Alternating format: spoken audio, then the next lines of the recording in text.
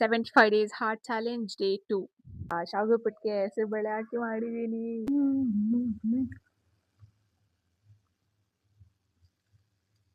ಕೊಡವ ಸ್ಟೈಲಲ್ಲಿ ಸೀರೆನ ಉಟ್ಟಿದ್ದೀನಿ. ಊರಿನ ಸುತ್ತಮುತ್ತ ಹುಲಿ ಓಡಾಡ್ತಾ ಇದೆಯಂತೆ. ಟಿ ಶರ್ಟ್ ಪ್ರೈಸ್ ಕೇಳಿದ್ರೆ ನೀವು ಶಾಕ್ ಆಗ್ತೀರಾ. Hello, welcome back to my channel. 75 days hard challenge day 2. Day 1 ಇಲ್ಲ, ಡೇ 2 ಹೆಂಗೆ ಅಂತನಾ. ಸೊ ನೆನ್ನೆಯಿಂದ 75 ಡೇಸ್ ಹಾರ್ಟ್ ಚಾಲೆಂಜ್ನ ಸ್ಟಾರ್ಟ್ ಮಾಡಿದ್ದೀನಿ. So this is my day 2 of 75 days hard challenge. So ನಾನು ಯಾವಾಗ ಸೋಸು ಅಂತ ತುಂಬ ಹೇಳ್ತೀನಿ, ಪ್ಲೀಸ್ ಡೋಂಟ್ ಮೈಂಡ್. ನಾನು ಯಾವಾಗಿಂದ 75 ಡೇಸ್ ಹಾರ್ಟ್ ಚಾಲೆಂಜ್ ಮಾಡಬೇಕು ಅಂತ ಅಂದ್ಕೊಂಡಿದ್ದು ಅಂದರೆ ಆಲ್ಮೋಸ್ಟ್ ಒಂದು 4-5 ಮಂತ್ಸ್ ಆಗಕ್ಕೆ ಬಂತು. Now it's time. ಒಂದ್ಸಲ ಸ್ಟಾರ್ಟ್ ಮಾಡಿದೆ, ಬಟ್ ನಾನು ಮರ್ತೇ ಹೋಗಿದ್ದೀನಿ. ನಾನು ಸ್ಟಾರ್ಟ್ ಮಾಡಿದ್ದೀನಿ ಅಂತ ಮರ್ತೋಗಿದ್ದೀನಿ. ಒಂದು 4-5 ಡೇಸ್ ಕಂಟಿನ್ಯೂಸ್ ಆಗಿ ಮಾಡಿದೆ. ಬಟ್ ಅದಾದ್ಮೇಲೆ ನನ್ನ ಫ್ರೆಂಡ್ ಜೊತೆ ಹೊರಗಡೆ ಹೋಗಿದ್ದೆ. ಗೊತ್ತಿಲ್ಲ, ನಾನು ಸ್ವೀಟ್ ಹಂಗೆ ತಿನ್ಕೊಬಿಟ್ಟಿದ್ದೀನಿ, ಮರ್ತ್ಬಿಟ್ಟು. ತಿಂದಾದ್ಮೇಲೆ ಎಷ್ಟೊತ್ತಾದ್ಮೇಲೆ ನೆನಪಾಗಿದ್ದು ನಾನು 75 ಡೇಸ್ ಆ ಚಾಲೆಂಜಲ್ಲಿ ಇದ್ದೆ ಅಂತ. ಸೊ ಅಲ್ಲಿಗೆ ಫ್ಲಾಪ್ ಆಯಿತು. ಮತ್ತೆ ಈಗ ರೀಸ್ಟಾರ್ಟ್ ಮಾಡಿದ್ದೀನಿ. ಇದನ್ನ ಸತತವಾಗಿ 75 ದಿನಗಳ ಸತತವಾಗಿ 75 ದಿನಗಳನ್ನು ಸಂಪೂರ್ಣ ಮಾಡ್ತೀನಿ. ನೋಡೋಣ. ಐ ಹೋಪ್ ಮಾಡ್ತೀನಿ ಅಂತ ಅಂದ್ಕೊಂಡಿದ್ದೀನಿ. ಫಸ್ಟೇ ಮಾಡ್ತೀನಿ ಅಂತ ಹೇಳೋಣ. 75 ಡೇಸ್ ಹಾರ್ಟ್ ಚಾಲೆಂಜಲ್ಲಿ ಏನೇನಿರುತ್ತೆ ಅಂತ ಅಲ್ಲಿ ಜಸ್ಟ್ ಸ್ಕ್ರೀನ್ ಮೇಲೆ ಕೊಡ್ತೀನಿ. ನೀವು ಯಾರಾದರೂ ಇಂಟ್ರೆಸ್ಟ್ ಇದ್ದು ಸ್ಟಾರ್ಟ್ ಮಾಡ್ತೀನಿ ಅಂತ ಅನ್ನೋರಿದ್ರೆ ಆದಷ್ಟು ಬೇಗ ಸ್ಟಾರ್ಟ್ ಮಾಡಿ. ಸೊ ನನ್ನ ಜೊತೆನೆ ಐ ಥಿಂಕ್ ನಾನು ಆ್ಯಕ್ಚುಲಿ ಯಾವುದೇ ಥರ ಪ್ಲ್ಯಾನ್ ಇಲ್ಲ, ಆಯಿತಾ. ಅಂದರೆ ಲೈಕ್ ಇವತ್ತು ಸ್ಟಾರ್ಟ್ ಮಾಡಿದ್ರೆ ಕರೆಕ್ಟಾಗಿ ನನಗೆ ಅಂದರೆ ನ್ಯೂ ಇಯರ್ಗೆ 75 ಡೇಸ್ ಕಂಪ್ಲೀಟ್ ಆಗಿರುತ್ತೆ. ಲಿಟ್ರಲಿ ನಾನು ಪ್ಲ್ಯಾನೇ ಮಾಡಿಲ್ಲ. ಯಾವುದೋ ಒಂದು ರೀಲ್ಸ್ ನೋಡಬೇಕಾದ್ರೆ ಯಾರೋ ಸಂಹವ್ ನೀವು ಇವತ್ತಿಂದ ಸ್ಟಾರ್ಟ್ ಮಾಡಿದ್ರೆ ನೀವು 75 ಡೇಸಲ್ಲಿ ನೀವು ಏನು ಬೇಕಾದರೂ ಚೇಂಜ್ ಆಗ್ಬೋದು ಏನೋ ಹೇಳ್ತಾಯಿದ್ರು. ಸೊ ಅದನ್ನು ನೋಡಿದಾಗ ಗೊತ್ತಾಯಿತು ನನಗೆ. ಇವತ್ತು ಕ್ಯಾಲೆಂಡರ್ ಚೆಕ್ ಮಾಡಿದೆ ಬಂದು, ಅವಾಗ ಗೊತ್ತಾಯಿತು. ಸೊ 75 ಡೇಸ್ ಕರೆಕ್ಟಾಗಿ ನ್ಯೂ ಇಯರ್ ಸ್ಟಾರ್ಟ್ ಆಗೋದಕ್ಕೆ ಹೆಂಡಾಗಿರುತ್ತೆ ಅಂತ. ಸೊ ಆ ದಿನ ಎಷ್ಟು ನಾನು ಚೇಂಜ್ ಆಗಿರ್ತೀನಿ ಫಿಸಿಕಲಿ, ಮೆಂಟಲಿ ನೋಡುವ. Hope for the best.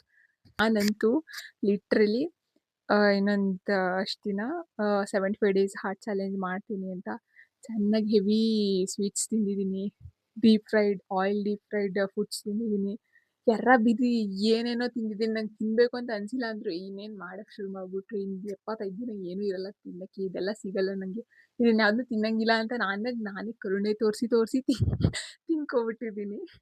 So I have to burn that. So ಇವತ್ತು ಆ್ಯಕ್ಚುಲಿ ನಾನು ಮೈಸೂರಿಗೆ ಹೋಗಬೇಕು. ಸೊ ಹಂಗೆ ಇವತ್ತು ನನ್ನ ದಿನ ಹಿಂಗಿರುತ್ತೆ ಅಂತ ತೋರಿಸ್ತೀನಿ. ಸೊ ಇವತ್ತು ಮೈಸೂರಿಗೆ ಹೋಗ್ಬೇಕಾಗಿರೋ ಪ್ಲ್ಯಾನು ಕ್ಯಾನ್ಸಲ್ ಆಯಿತು. ಸೊ ನಾಳೆ ಹೋಗೋಣ ಅಂತ ಅಂದ್ಕೊಂಡಿದ್ದೀನಿ. ಸದ್ಯಕ್ಕೆ ಇವಾಗ ತಿಂಡಿ ತಿಂತಾಯಿದ್ದೀನಿ. ತಿಂಡಿಗೆ ಶಾವಿಗೆ ಉಪ್ಪಿಟ್ಟು. ಅಪ್ಪ ಅಮ್ಮ ಇಬ್ಬರು ಫಂಕ್ಷನ್ ಇತ್ತು, ಅಲ್ಲಿಗೆ ಹೋಗಿದ್ರು. ನಾನು ಒಬ್ಬಳೇ ತಿಂದಿದ್ದೆ. ಸೊ ಹಂಗಾಗಿ ಶಾವಿಗೆ ಉಪ್ಪಿಟ್ಟು ಮಾಡಿದ್ದೆ. ಇದರಲ್ಲಿ ಸ್ಪೆಷಾಲಿಟಿ ಏನು ಗೊತ್ತಾ, ಶಾವಿಗೆ ಉಪ್ಪಿಟ್ಟಿಗೆ ಹೆಸರು ಬೇಳೆ ಹಾಕಿ ಮಾಡಿದ್ದೀನಿ. ಅದು ಹೆಂಗಿದೆ ಅಂತ ಟೇಸ್ಟು ಗೊತ್ತಿಲ್ಲ, ಟೇಸ್ಟ್ ಮಾಡ್ತೀನಿ. ಅಕಸ್ಮಾತ್ ಚೆನ್ನಾಗಿದ್ರೆ ರೆಸಿಪಿ ನಿಮ್ಗೂ ಹೇಳ್ತೀನಿ, ಆಯಿತಾ. ಅಯ್ಯೋ, ಅಕಸ್ಮಾತ್ ಚೆನ್ನಾಗಿಲ್ಲ ಅಂತ ಅಂದರೆ ಇದಕ್ಕೆ ಹಾಕಿರೋ ತರಕಾರಿ, ಎಣ್ಣೆ, ಶಾವಿಗೆ, ಇದು ಮಾಡೋಕ್ಕೆ ಯೂಸ್ ಮಾಡಿರೋ ಗ್ಯಾಸು ಎಲ್ಲ ವೇಸ್ಟು ತಾನೆ.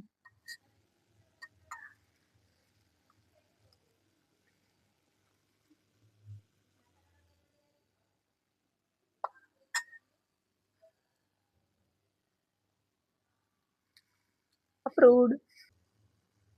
ಟ್ರೈ ಮಾಡ್ಬೋದು, ಒಂಥರ ಡಿಫ್ರೆಂಟಾಗಿದೆ, ಚೆನ್ನಾಗಿದೆ. ನಿಮಗೂ ನೆಕ್ಸ್ಟ್ ಇವತ್ತು ಯಾಕೋ ಫುಲ್ಲು ತುದಿಸ್ತಾ ಇದ್ದೀನಿ. ನಿಮಗೂ ನೆಕ್ಸ್ಟ್ ಅಪ್ಕಮಿಂಗ್ ವ್ಲಾಗ್ಸಲ್ಲಿ ಈ ರೆಸಿಪಿನ ಶೇರ್ ಮಾಡ್ತೀನಿ. ಸೊ ಫಸ್ಟು ಇದನ್ನ ತಿನ್ಕೋತೀನಿ. ಯಾಕೆ ಇದಕ್ಕೆ ಹೆಸರುಬೇಳೆ ಹಾಕಬೇಕು ಅಂತ ಐಡಿಯಾ ಬಂದಿದ್ದು ಅಂತ ಅಂದರೆ, ನನಗೆ ಹೆಸರುಬೇಳೆಲಿ ಅಂದರೆ ಹೆಸರು ಕಾಳಲ್ಲಿ ಪ್ರೋಟೀನ್ ಅಂಶ ಜಾಸ್ತಿ.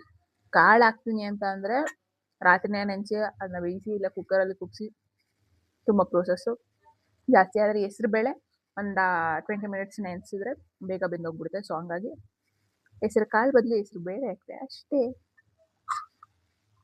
ಚೆನ್ನಾಗುಂಟು.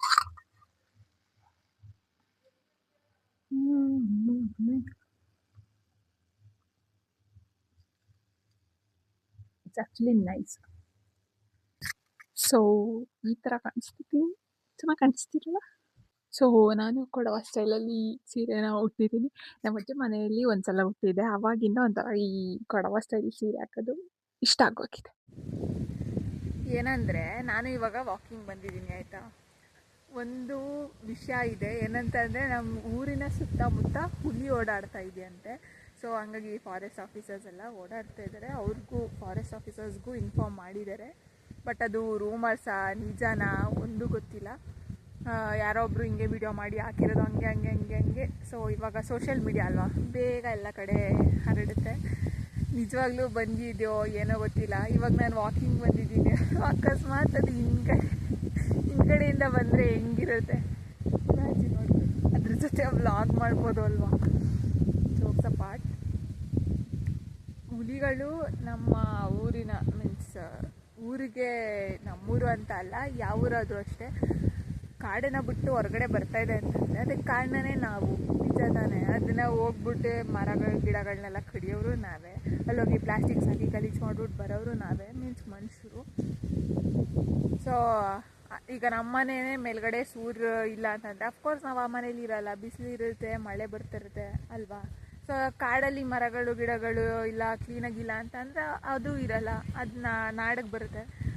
ಸೊ ನಾವು ಮಾಡಿರೋ ತಪ್ಪಿಗೆ ನಾವೇ ಶಿಕ್ಷೆ ಅನುಭವಿಸ್ಬೇಕು ಅಷ್ಟೇ.